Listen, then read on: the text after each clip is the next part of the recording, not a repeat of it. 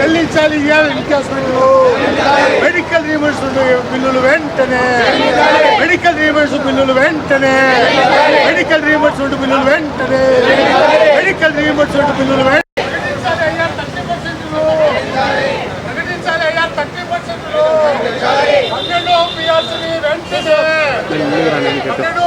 విధి విధానాలు వెంటనే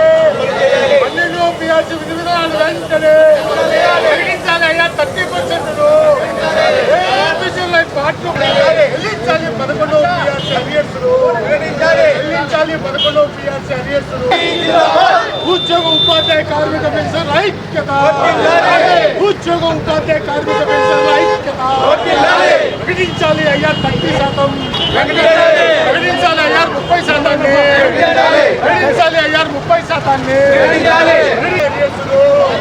చెల్లించాలి DA arrears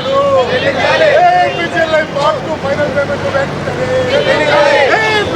part 2 final payment వెంటనే ఉద్యోగ ఉపాధ్యాయ కార్మిక పెన్షన్ చెల్లించాలి ఏపీజీఎల్ఐ పార్ట్ 2 ఫైనల్ పేమెంట్ చెల్లించాలి ఏపీజీఎల్ఐ పార్ట్ 2 ఫైనల్ పేమెంట్ చెల్లించాలి ఏపీజీఎల్ఐ పార్ట్ 2 ఉద్యోగ ఉపాధ్యాయ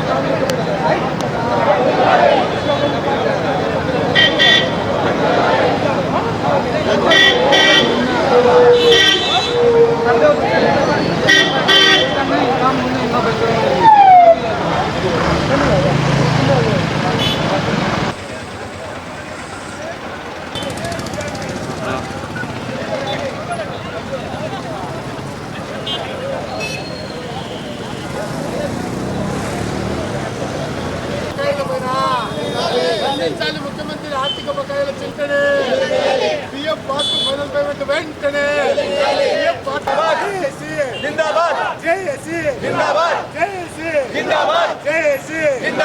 పరిష్కరించాలి ఉద్యోగ ఉపాధ్యాయ కార్మిక పెన్షన్ సమస్యలు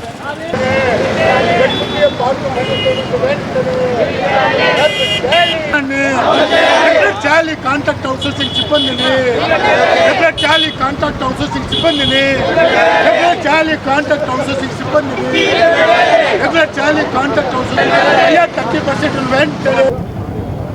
ఏపీ జేఏసీ పిలుపు మేరకు 14వ తారీఖు నుంచి దశలవారీ ప్రోగ్రామ్స్లో భాగంగా రాష్ట్ర వ్యాప్తంగా నల్ల బ్యాడ్జీలతో నిరసన, అదేవిధంగా ఎంఆర్ఓ కార్యాలయ ఎదురుగా లంచ్ అవర్ డెమాన్స్ట్రేషను, అదేవిధంగా ఈరోజు కూడా రాష్ట్ర మొత్తం తాలూకా కేంద్రాల్లో జరుగుతుంది.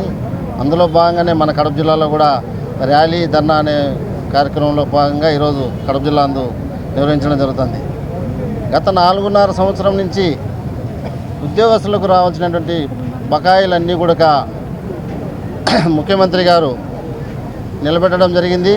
ఏపీజీఎల్ అయితేమి, జీపీఎఫ్ అయితేమి, మెడికల్ రీయింబర్స్మెంట్ అయితేమి, సిపిఎస్ ఉద్యోగస్తులకు 10% రికవరీ ఆ అమౌంట్ అయితేమి, మొత్తం ఉద్యోగస్తులు దాచిపెట్టుకున్న ఏ అమౌంట్ను కూడా వాళ్ళ అవసరాల కోసం పెట్టుకుంటే ఆ అమౌంట్ను ప్రభుత్వం ఇచ్చే స్థితిలో లేదు. కాబట్టి దశల వారీగా మా రాష్ట్ర నాయకత్వం జేఏసీ పక్షాన, ఏపీఎన్జిఓస్ పక్షాన సిఎస్ గారిని పలు దఫాలుగా కలచడం జరిగింది. గ్రూప్ ఆఫ్ మినిస్టర్స్తో కలచడం జరిగింది. మొన్న కూడా స్టేట్ జేఏసీలో మీటింగ్ జరుగుతుండగానే group of ministers Botsa Satyanarayana గారితో మీటింగ్ జరిగింది. సరే, అక్కడ కొద్ది వరకు వెసులుబాటు కల్పించాడు.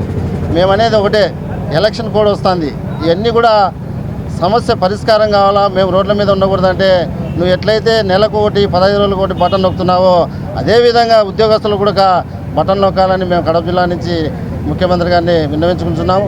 అదేవిధంగా నేను ముఖ్యంగా చెప్పబోయేది ఏంటంటే, మాకు ప్రతి 5 సంవత్సరాలకు ఒకసారి పిఆర్సీ అమలు చేస్తారు. గత పిఆర్సీలో మన ముఖ్యమంత్రి గారు పాత ప్రభుత్వం 20% ఐఆర్ ఇస్తే ఈయన 27% అని ఐఆర్ అనౌన్స్ చేసి తిరిగి గవర్నమెంట్ వచ్చిన తర్వాత 3% తగ్గించి 24తో పిఆర్సీ చేయడం జరిగింది. ఆ పర్సంటేజ్ని కూడా ఈ పిఆర్సీలో కలిపి మాకు ఉద్యోగస్తులందరూ కూడా న్యాయం చేస్తారని కడప జిల్లా నుంచి డిమాండ్ చేస్తూ, రాష్ట్ర ప్రభుత్వం అధికారంలోకి వస్తే ఉద్యోగులకు, ఉపాధ్యాయులకు, కార్మికులకు, పెన్షనర్లకు వాళ్ళకు రావాల్సిన ఆర్థిక అంశాలన్నీ కూడా సకాలంలో ఇస్తామని చెప్పిన ఈ ప్రభుత్వం, ఈ ముఖ్యమంత్రి అధికారంలోకి వచ్చిన తర్వాత ముఖ్యమంత్రి ఇప్పటి వరకు ఉద్యోగులు, ఉపాధ్యాయులు, కార్మికులు, పెన్షనర్ల సమస్యల పరిష్కారంలో ఒక్కరోజు కూడా ఆయన టైం వెచ్చించిన దాఖలాలు లేవు. మేము ప్రభుత్వాన్ని, ముఖ్యమంత్రిని గొంతెమ్మ కోరికలేం కోరటం లేదు. మాకు రావాల్సిన ఆర్థిక బకాయిలు, మేము దాచుకున్న ఏపీజీఎల్ఐ పార్ట్ 2 ఫైనల్ పేమెంట్ చెల్లింపు, అలాగే PF, GPF, ZPPF part 2 final payment చెల్లింపు, అలాగే మెడికల్ రీయింబర్స్మెంట్ బిల్లుల చెల్లింపు, కరోనా సమయంలో చనిపోయిన వాళ్ళకు కూడా ఇప్పటి వరకు మెడికల్ రీయింబర్స్మెంట్ ఈ ప్రభుత్వం చెల్లించలేదు. అలాగే ఈ ప్రభుత్వం అధికారంలోకి వచ్చి 4.5 సంవత్సరాలు గడిచింది. ఇప్పుడు 5వ సంవత్సరంలోకి అడుగు పెట్టాం, ముగించే సమయానికి వచ్చేసింది. అయినా ఇప్పటికి కూడా జేఏసీ ఆయనకు కావాల్సినంత టైం ఇచ్చాం. అలాగే ఆయన ప్రభుత్వానికి కూడా మేము అనేక ప్రాతినిధ్యాలు జేఏసీ తరఫున చేశాం. కానీ ఆయన టీ బిస్కెట్ సమావేశాలు జరిపి ఏ ఒక్క సమస్య పరిష్కరించకుండా పంపే పరిస్థితి స్పష్టంగా కనిపిస్తూ ఉంది. మేము ఈ ప్రభుత్వాన్ని ఒకటే కోరుతా ఉన్నాం, మీరు అనేక సంక్షేమ పథకాలకు కోట్లాది రూపాయల బట్టలు నొక్కుతూ ఉన్నారు, మాకేం అభ్యంతరం లేదు. అయితే మా ఉద్యోగులకు, ఉపాధ్యాయులకు, కార్మికులకు, పెన్షన్లకు రావాల్సిన డిఏ రేట్స్ కావచ్చు, పిఆర్సీ రేట్స్ కావచ్చు, మిగిలిన అన్ని ఆర్థిక బకాయిలు ఐఆర్ 30%, వీటన్నిటి కోసం మీరు కూడా మాకు ఒక బటన్ నొక్కి మా ఆర్థిక సమస్యలు పరిష్కరించాలని ఈ ప్రభుత్వాన్ని, ఈ ముఖ్యమంత్రిని జేఏసీ తరఫున డిమాండ్ చేస్తూ ఉన్నాం. అలా చేయకపోతే ఈరోజు రాష్ట్ర వ్యాప్తంగా జరుగుతున్న ఈ ఉద్యమం మరింత తీవ్రరూపం దాల్చి రాబోయే కాలంలో 27వ తేదీన చలో విజయవాడ, గతంలో బీఆర్టీఎస్ ఎలాంటి పోరాటం జరిగిందో అలాంటి పోరాటం చేయడానికి జేఏసీ పక్షాన మేము సిద్ధంగా ఉన్నామని ఈ సందర్భంగా ఈ ప్రభుత్వానికి, ఈ ముఖ్యమంత్రికి, ఈ పాలకులకు తెలియజేస్తా ఉన్నాం.